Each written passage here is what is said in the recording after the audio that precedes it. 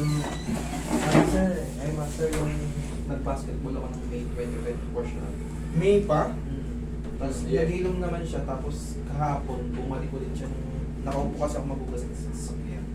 Then gumilid lang ako ng konti ng pagano, tapos biglang tumunog ulit. Naku, tumunog siya, narinig mo?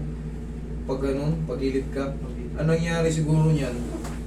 Di ba nakaganito ka? Oo. Buhugas ka. Nung pagpihit mo ng ganyan, bumigay. Ang tawag dyan, siyempre, i-consider na natin na ano yan, na twist. Naiiwan yun. Ah, hapon lang. Pagkahapon lang, gano'n naman yan. Automatic yan, talagang mamamagay loob yan kasi nakaano na yan eh. Wala na sa ano. Yun yung sinasabi sa inyo, pag tumunog tapos nag-create ng pain, ibig sabihin na dislocate yun.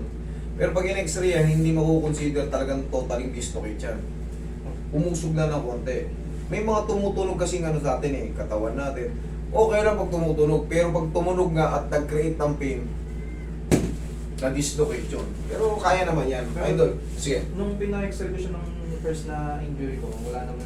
Hindi nga yun i-consider na ano, hindi yan i-consider na dislocation kasi meron tayong ano eh, meron tayong tinatawag na iba-ibang bone structure.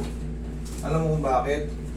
Di ba may taong pinanganganak na mahaba ang baba, may taong pinanganganak na kwadrado ang panga. Ganon din sa tuhod, may taong pinanganak na parang medyo piki, may taong pinanganak na medyo bakang. Kaya titignan lang yung line niyan.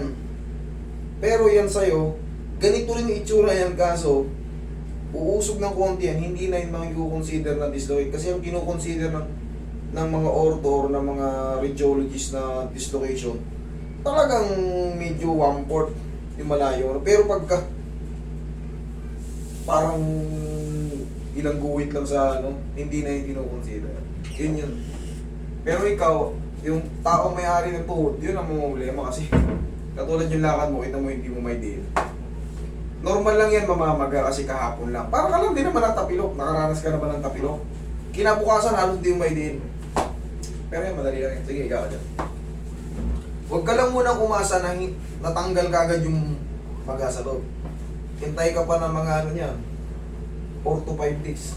Pero yan, hihina na yung pain. Ibalik ko yan. Tutunog din yan mamaya. Pero yung healthy yung tunog. Hindi ka tulad ng pagtunog niya. Aray! Madalas ko yan, kung di ba, na yung mga regular na nanonood sa akin, madalas ko yung sinasabi, okay lang yung mga tumutunog, pero pag tumunog, nang alanganin ng posisyon, yari, masakit. Ayan o, tunog, bilog na bilog. Kaangat. Sige, straight mo lang. Yan. Huwag mong tigasan, lapag mo lang. Yan. Yan muna natin. Kasi kahapon lang to eh. Automatic yan. Buti nakakuha ka agad ng slot. Salamat nga din po. May message po agad ako eh. Bagay, may iba kasi, kaya nga nasabi ko, may nagka-cancel. Di yan, update lang kayo agad.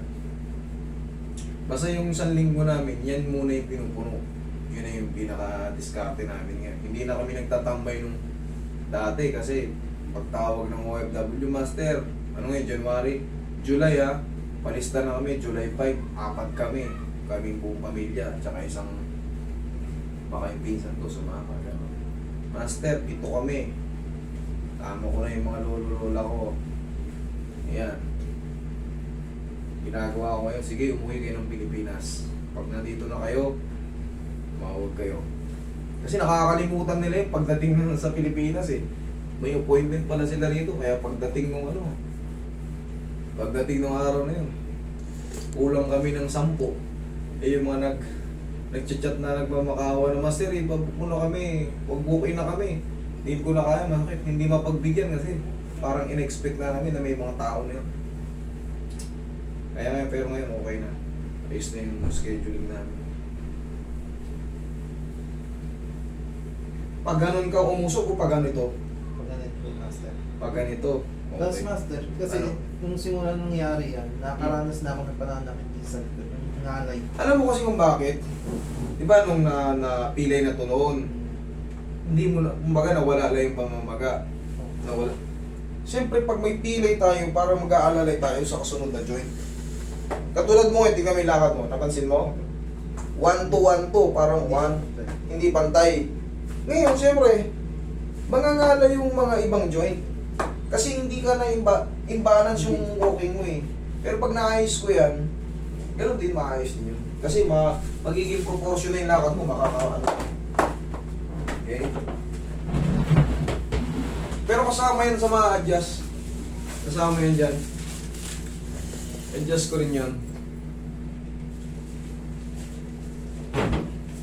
Pero bitaw mo. Lambutan mo lang yung paa mo. Yan.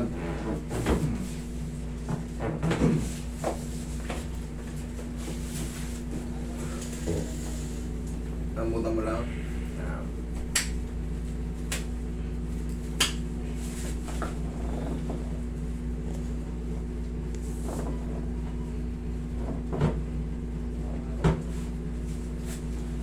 Tagilid ka. Sama natin i-adjust yung ano. Balakang-kang mo. Yan. Pamulabanan na. Yan. Kabilang side.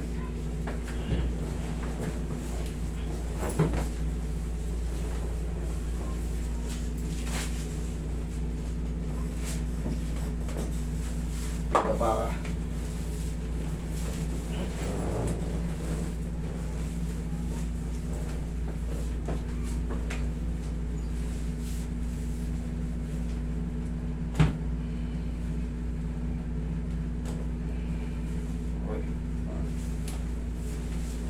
Yan ka lang.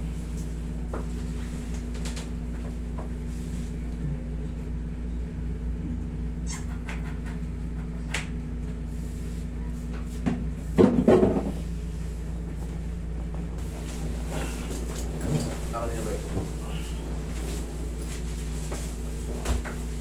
Kung lalabanan na.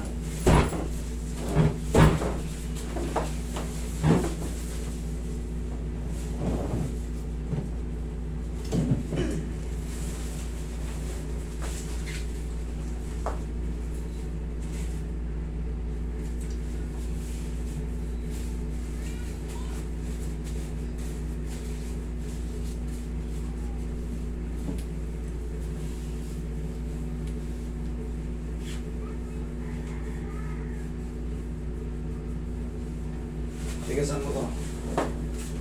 Sipa mo. Yanig mo. Isa pa. Okay. O, testing mo lumakad. Sige, magsinelas ka. Lakad nga. No. Ha? Okay na.